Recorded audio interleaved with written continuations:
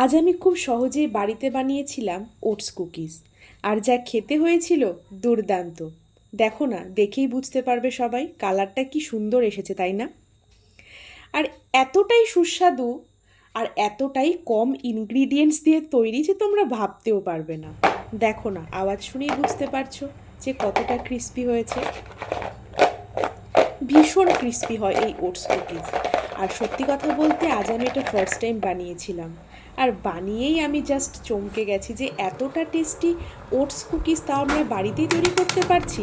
সত্যি সবাই বাড়িতেই তৈরি করে খেতে পারবে। তো এখানে রেসিপিতে আসা যাক।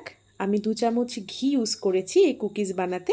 তোমরা চাইলে রিফাইন্ড তেলও ব্যবহার করতে পারো। আর আমি এখানে চিনি গুঁড়ো ব্যবহার করেছি, আর এখানে গুঁড়ো ইউজ করা যেতে পারে। তো যাই হোক, আমি ফার্স্ট টাইম বানিয়েছি তো তাই চিনি দিয়েই বানিয়েছিলাম। তো চিনি আর ঘিটাকে খুব সুন্দর করে হুইস্ক করে নিতে হবে।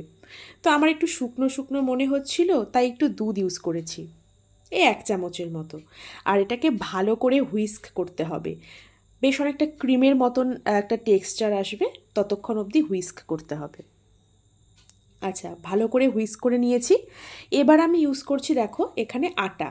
হ্যাঁ, অবশ্যই ময়দা ইউজ করা যায়, কিন্তু আমি একটু হেলদি বানানোর চেষ্টা করেছিলাম, তো যাই হোক, তো সেখানে আমি আটা ইউজ করেছি। আর টপ ইনগ্রিডিয়েন্টস যেটা ছাড়া আজকের কুকিজটা অসম্পূর্ণ, সেটা হচ্ছে ওটস।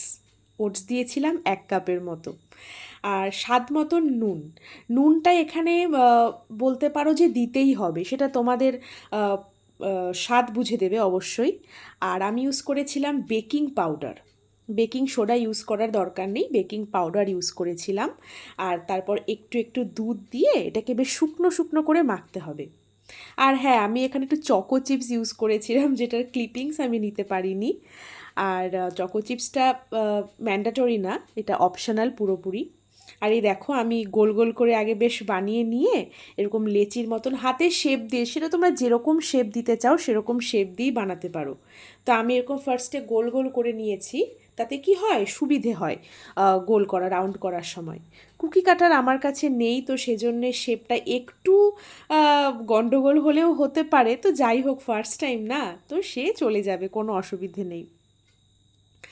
আর এভাবে চেপে চেপে খুব একটা পাতলা করা যাবে না কুকিজগুলো।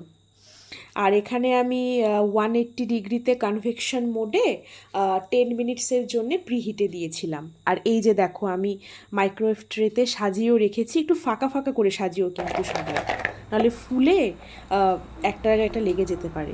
এই যে দেখো, রেডি আমার পাক্কা 15 মিনিট পর ওটস কুকিজ।